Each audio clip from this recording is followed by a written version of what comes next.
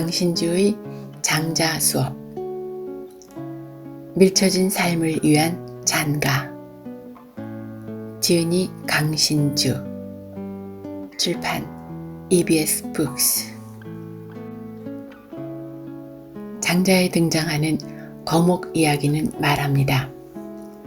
쓸모있는 나무는 베어, 대들보나 석가래로 사용되지만 쓸모없는 나무는 베이지 않고 거목으로 자랄 수 있다고 말입니다. 국가나 사회에 내가 어떻게 하면 쓸모가 있을지 고민하지 말고 나 자신에게 국가나 사회가 쓸모가 있는지 고민하라는 장자의 도전인 셈입니다.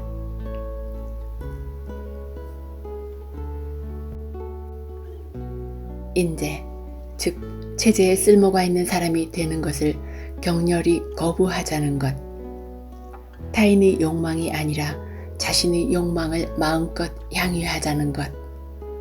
크게는 국가나 사회, 작게는 회사나 가정에서 정의를 추구하지 말고 마음에 들지 않으면 몸담고 있는 곳에서 쿨하게 떠나자는 것. 2500년 전도 그렇지만 지금 시대에도 장자가 반체제적이고 혁명적일 수 있는 이유. 체제를 위한 교제가 아니라 우리 삶을 위한 책일 수 있는 이유는 바로 여기에 있습니다. 중세 시절 바티칸의 금서 목록이었던 에티카가 지금 서양 근대 철학 합리론의 고전이 된 걸 생각해 보세요. 가장 급진적인 책 에티카는 당시 가장 급진적이던 책 에티카는 고전의 반열에 들면서 곰팡이 냄새에 젖어들게 됩니다. 자본론도 마찬가지입니다. 80년대까지 자본론은 금서였습니다. 수지만으로도 국가보안법에 저촉되던 시절이니 자본론은 그야말로 목숨 걸고 읽었던 책입니다. 그러나 지금 마르크스의 이 금서는 19세기 말 자본주의를 다룬 경제학 고전으로 스미스의 국부론 옆에 나란히 꽂혀 있습니다. 자기 노동력을 팔아야만 먹고 살도록 저주받은 사람들. 한때 그들의 피를 뜨겁게 만들었던 책은 이렇게 먼지를 품은 채 서가에 방치된 것입니다. 장자도 마찬가지입니다. 누누 옆에 놓이면서 장자도 무언가 삶의 격언이나 늘어놓는 경전이 되어버리니깐요. 장자, 에티카, 그리고 자본론은 우리의 마음과 삶을 송두리째 뒤흔들 힘, 새로운 삶과 공동체를 모색하게 만드는 힘이 있습니다. 스피노자와 마르크스가 정착민적 삶을 전제로 한다면 장자의 사유는 정착민적 삶과 더불어 유목민적 삶도 아우르는 인류학적 안목과 사유의 폭을 자랑합니다. 어느 동물도 같은 종을 지배와 복종이라는 관계로 길들이지는 않습니다. 국가의 탄생과 함께 인간 사회의 모든 측면에 관철되는 지배와 복종 관계를 국가주의라고 정의할 수 있습니다. 장자에게 인간은 만물의 영장이라기보다 만물의 허접 혹은 동물 중 유래를 찾아보기 힘든 끔찍한 돌연변이일 뿐입니다. 장자가 국가나 사회, 나아가 문명에 대해 냉소적인 것도 이런 이유에서입니다. 인간 농장을 없애는 방법은 단순합니다. 정착민적 삶과 단절하면 되는 겁니다. 스스로 쓸모가 없어져 지배의 표적이 되지 않거나 아니면 몰래 인간 농장을 떠나는 겁니다. 장자의 소요유는 바로 이 문맥에서 그 자리를 잡습니다. 장자가 맹목적으로 정착 생활을 부정하는 것은 아닙니다. 그가 반대하는 것은 인간 가축화의 논리입니다. 농경국가보다 약하더라도 국가주의가 지배하는 유목국가도 이론적으로 가능하고 역사적으로도 가능했으니까요. 유목국가가 탄생해 또 예속과 복종을 강요하면 유목민들은 또 다른 유목생활에 뛰어들어야 한다는 것, 이것이 장자의 속내입니다. 장자를 읽는다는 것은 인류학적 스케일에서의 안목을 요구합니다. 이것이 장자가 대붕이라는 거대한 새를 이야기한 이유입니다.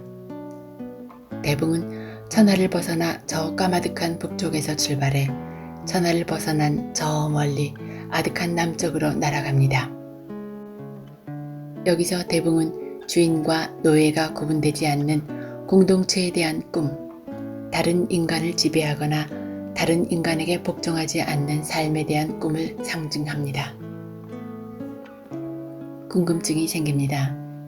구말리 상공에서 대붕은 천하로 상징되는 국가, 사회, 그리고 문명을 측은한 마음으로 내려다보았을까요? 아니면 무심한 마음으로 제 갈 길을 갔을까요?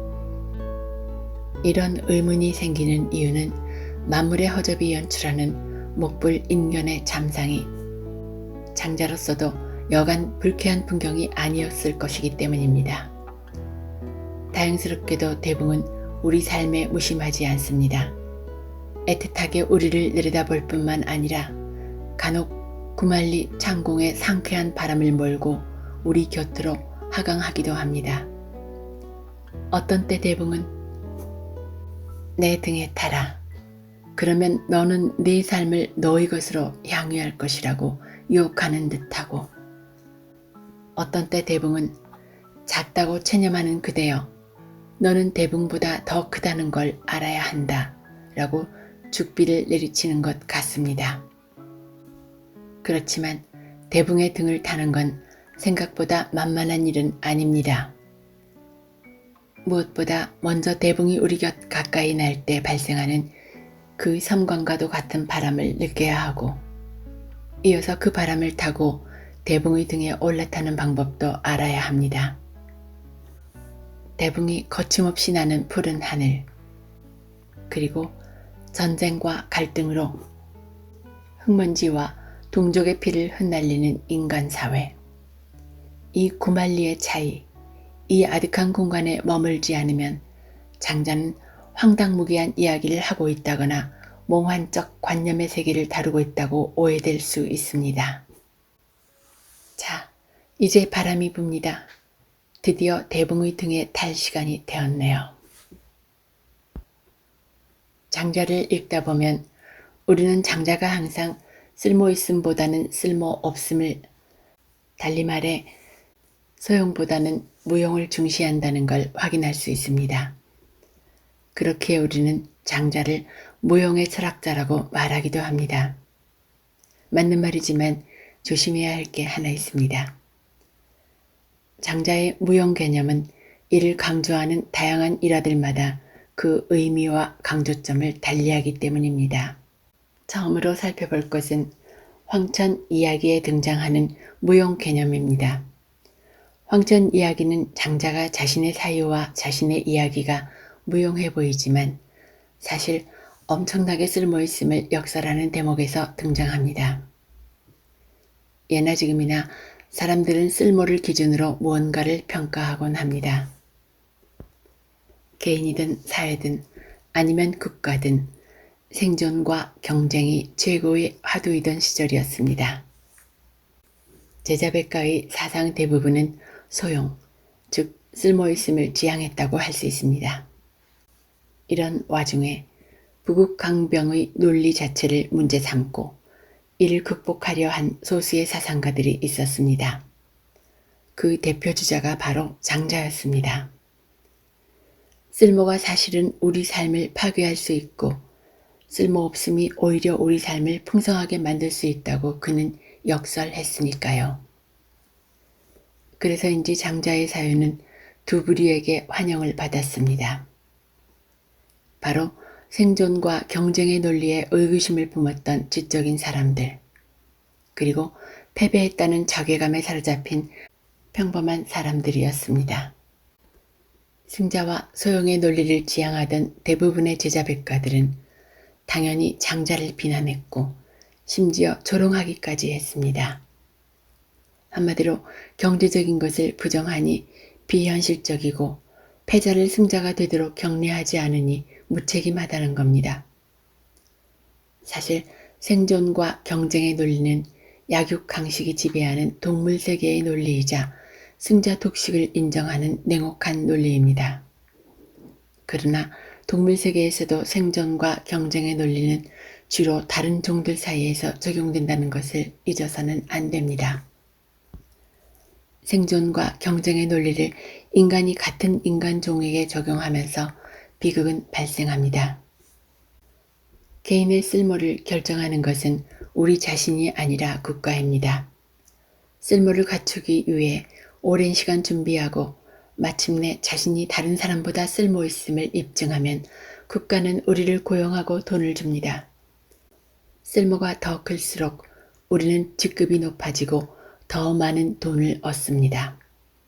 그렇지만 이 과정을 통해 지배와 착취를 공고히 하는 것은 국가라는 사실, 그리고 이 과정에서 우리는 국가가 원하는 인간으로 개조되고 있음을 잊어서는 안 됩니다. 어쨌든 이런 식으로 우리는 상명하복 체제에 보섭되어 길들여집니다. 언젠가 지배체제의 최고 정점에 이르기를, 즉 재상이나 군주가 되기를 꿈꾸면서 말이죠. 같은 종에는 지배와 복종 관계를 강요하지 않는 다른 동물종과 같은 품격을 인간은 회복해야 합니다. 당연히 경쟁이 양산하는 대부분의 패자들은 자신을 비하할 필요가 없습니다. 패배는 이미 구조적으로 예정된 것이니까요. 오히려 패자는 자의반 타의반으로 인간다운 삶을 살아가기 위한 좋은 출발점에 서 있게 되죠. 상명하복, 경쟁과 승자, 그리고 쓸모의 논리에서 가장 멀리 있으니까요. 패자라는 절망을 딛고 꿋꿋하게 살아가다 보면 생존과 경쟁의 가치 외에 삶의 다른 가치가 있다는 걸 발견할 수 있습니다. 예를 들어 시험에 떨어져도 따뜻한 밥을 먹이는 어머니, 혹은 실직을 해도 내 곁을 떠나지 않는 배우자를 발견할 수도 있습니다. 내가 명문대 들어갔다는 이유로 어머니가 나를 사랑한 것이 아니고 내가 돈을 벌기에 배우자가 나를 사랑한 것도 아니었던 겁니다. 나의 쓸모가 아니라 나라는 존재 자체를 사랑하는 사람들의 발견, 그것은 생존과 경쟁과는 무관한 다른 가치가 있음을 증명합니다. 황천 이야기가 들어있는 외물편의 일화는 헷이라는 철학자의 무례한 도발로 이야기가 시작됩니다. 그대의 말은 쓸모가 없네. 장자보다 나이가 약간 많다고 추정되는 헷이는 논리학으로 무장한 형이상학적 사유와 함께 탁월한 현실적 정치 감각으로도 유명했던 동시대 최고의 지성이었죠. 장자는 헷의 도발에 재기발랄하게 대응합니다. 일단 자신의 철학이 쓸모가 없다는 헷의 말을 주저없이 수용해버립니다. 헷이로서는 기대하지 않은 반응이었을 겁니다. 이어서 장자는 쓸모없음이 곧 인문학적 사유 혹은 좁혀서 철학적 사유의 자랑이자 자부심이라고 이야기하죠. 쓸모있는 사유란 결국 국가나 자본 등이 요구하는 사유에 지나지 않습니다. 더 많은 돈을 벌고 더 높은 지위에 오를 수 있게 해주는 사유야말로 쓸모 있는 사유일 테니까요. 그렇지만 인간의 사유는 국가나 자본을 위한 사유가 아니라 인간을 위해 인간이 스스로 수행하는 사유여야만 합니다. 당연히 국가나 자본은 어용 사유가 아닌 인간의 사유에 무용하다는 딱지를 붙일 겁니다.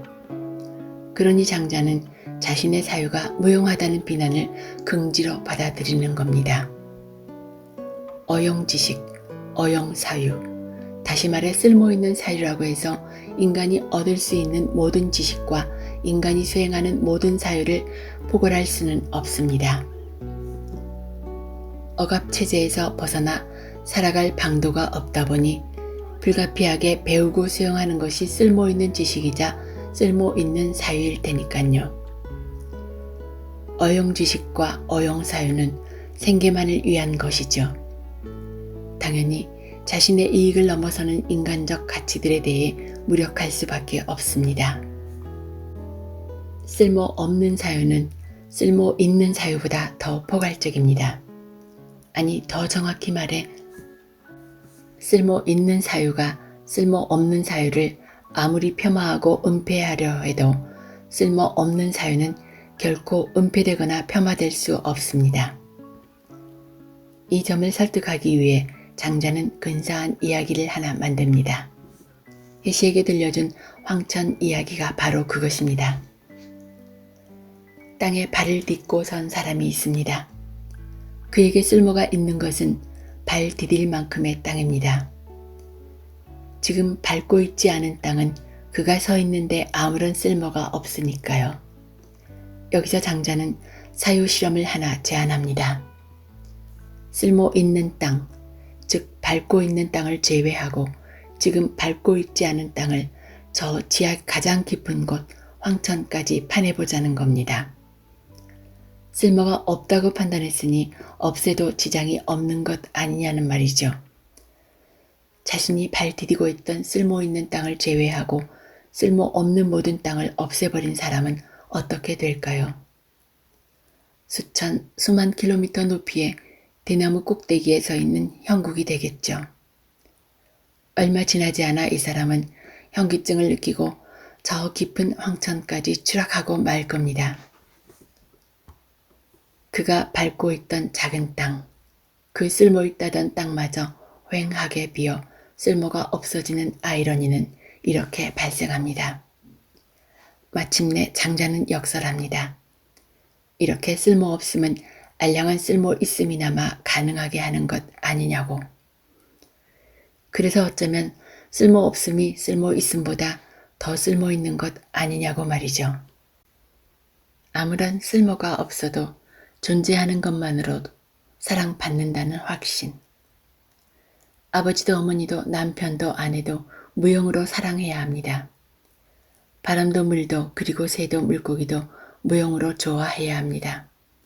생각해보면 언젠가 병들고 나이 들어 쓸모는커녕 주변에 짐이 되는 때가 반드시 오게 되어 있습니다. 그럴 때 주변의 여러분은 쓸모로 평가하지 않는 이가 한 사람이라도 있었으면 좋겠습니다. 여러분이 있다는 것만으로 행복해하는 사람이 있기를 바라는 것. 바로 이것이 무용을 강조했던 장자의 진정한 속내였을 것입니다. 안성자유라는 제자가 스승 남곽자기에게 던지는 질문으로 장자의 바람 이야기는 시작됩니다. 제자는 오랫동안 스승을 모시고 있었기에 스승의 일거수일투족에 익숙합니다. 그런데 그날따라 스승이 어딘가 이상하기만 합니다. 스승이 생면부지의 남인 양 느껴진 것입니다. 오늘 탁자에 기대 앉아 있는 사람은 어제 탁자에 기대 앉았던 사람이 아닌 것 같습니다. 제자의 질문에 스승은 기뻐합니다. 제자의 섬세함과 영민한 만큼 스승이 기대하는 것은 없으니까요. 스승은 제자의 의구심을 풀어주려고 지금의 자신이 어제의 자신과 달라 보이는 이유를 설명합니다. 지금 나는 나 자신을 잃었다.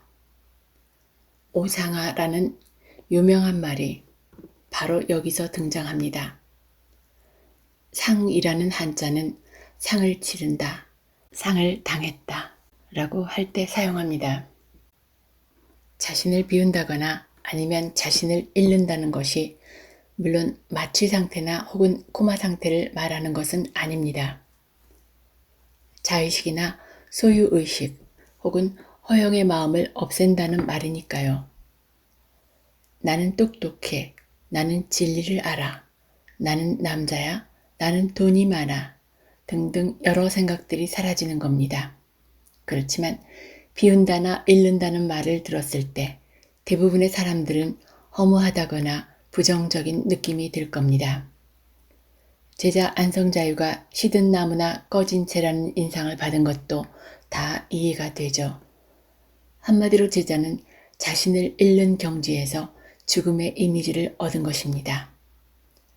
자신의 상태를 감지한 제자의 영민함이 기뻐서인지 아니면 자신이 자기 자신을 잃어버린 경지에 오른 것이 행복해서인지 스승은 죽음의 냄새를 맡은 제자의 잘못된 생각을 바로잡으려 합니다. 그에게 오상아의 경지 혹은 실존의 상태는 잿빛의 어두운 이미지가 아니라 오히려 불빛의 생생한 이미지에 가깝기 때문입니다.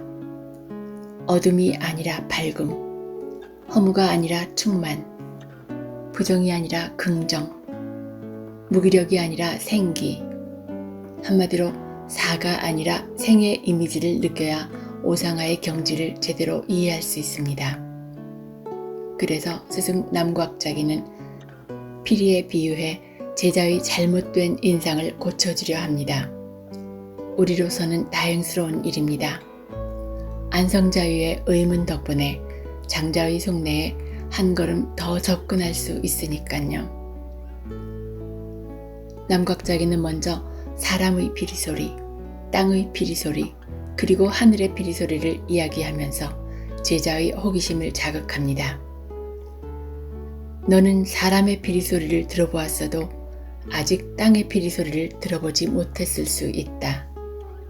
너는 땅의 피리소리를 들어보았어도 아직 하늘의 피리소리를 들어보지 못했을 수도 있다. 일단 스승은 제자가 최소한 사람의 피리소리를 들었다고 확신합니다. 사람의 피리소리, 그것은 관악기가 내는 소리를 말합니다. 원문에 등장하는 비축이 바로 사람의 피리죠.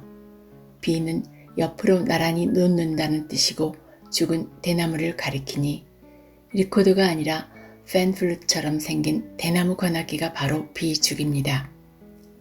생황이 아마 대표적인 비죽일 겁니다.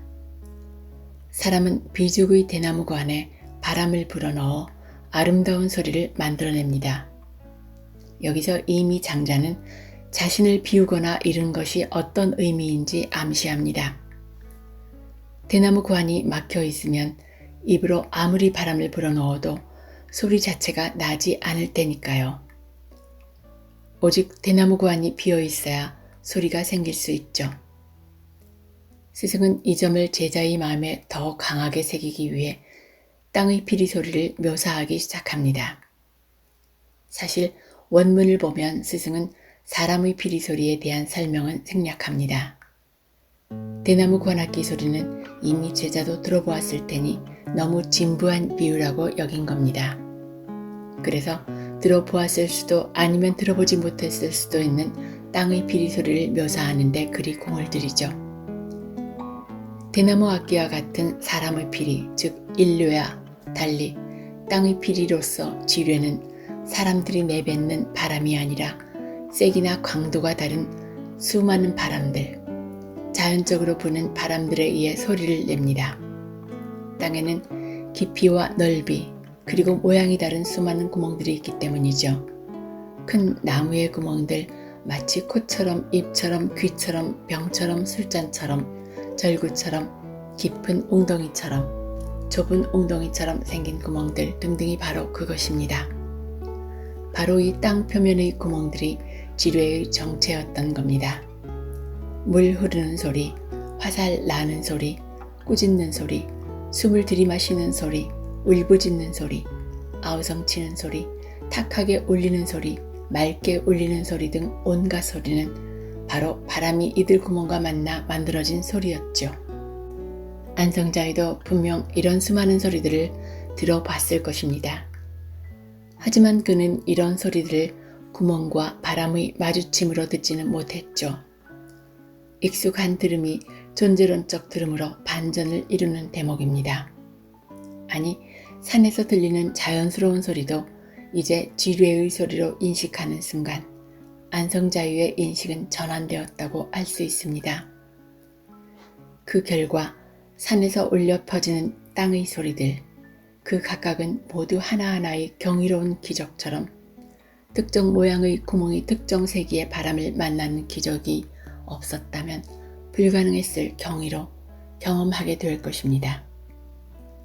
그래서 사나운 바람이 가라앉으면 모든 구멍들은 고요해진다는 표현이 의미심장한 것입니다. 구멍과 바람이라는 존재론적 구별이 없다면 이 묘사는 나올 수도 없으니깐요. 너는 저 나무들이 휘청휘청하거나 살랑살랑거리는 모습을 보지 못했는가? 라는 표현이 인상적인 것도 이런 이유에서입니다.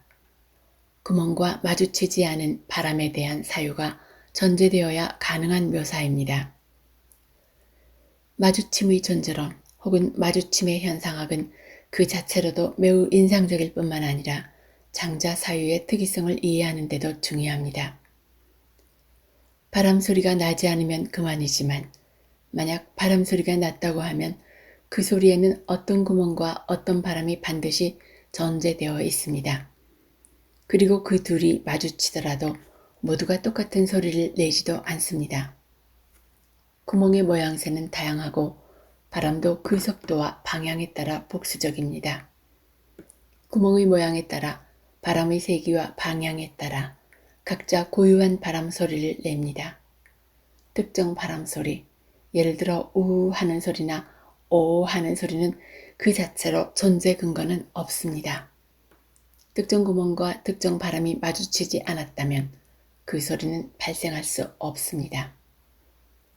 이 대목에서 우리는 다음과 같은 질문을 던져볼 수 있습니다. 특정 바람의 소리는 어디서 생긴 걸까요? 바람이 내는 소리일까요? 아니면 구멍이 내는 소리일까요? 이 질문은 장자 사유의 핵심이자 화두입니다. 바람일까요? 구멍일까요? 어디서 소리가 나올까요? 답은 바람도 구멍도 아닙니다. 이 둘이 마주쳐야 소리가 나는 것이죠. 구멍이 없으면 바람은 거의 비존재에 가깝습니다. 바람이 불어도 구멍이 없으니 소리를 낼 수가 없으니까요. 구멍도 마찬가지입니다. 바람이 없으면 구멍은 어떤 소리도 낼 수 없지요. 그러나 달리 생각해보면 소리가 바람에서도 나온다고 해도 좋고 구멍에서 나온다고 해도 좋죠. 바람과 구멍이 마주쳤다고 전제한다면 말입니다. 마주침의 존재로는 소리에만 국한되지 않습니다. 우리를 포함한 모든 것들의 탄생도 그리고 변화도 모두 어떤 마주침의 효과이기 때문이지요. 수증기와 추위 그리고 시핵이 될 만한 먼지가 마주치지 않으면 만들어지지 않는 눈송이처럼 말입니다. 물론 반대로 마주침이 지속되지 않으면 그 여운만 남긴 채 모든 것은 사라질 것입니다. 안성자유는 모든 소리에는 구멍과 바람이 존재론적으로 선행한다는 것을 알게 됩니다. 그러자 그는 마치 최상의 음악일 것 같은 하늘의 피리소리에 대한 궁금증을 참을 수 없었죠. 하늘에는 대나무관과 같은 구멍도 혹은 나무나 산, 땅이 품고 있는 다양한 구멍들과 같은 구멍도 보이지 않으니까요. 그렇지만 바람이 거센 날 하늘에서는 분명 소리가 들려옵니다.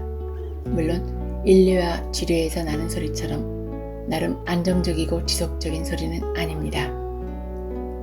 간헐적이고 순간적으로 아주 날카롭게 혹은 아주 조용하게 소리가 들리다 어느새 소멸합니다.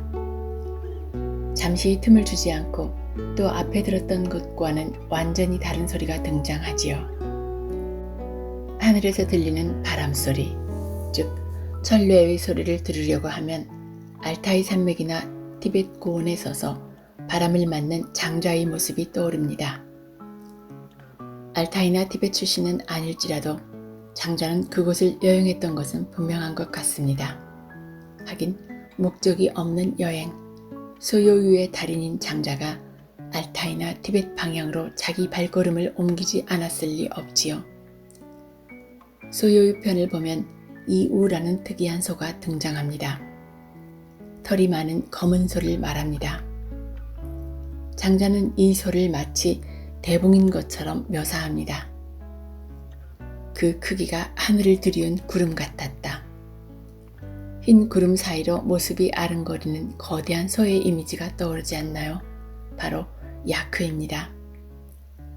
구름과 눈을 벗삼아 고산을 배회하는 검은 소 야크입니다.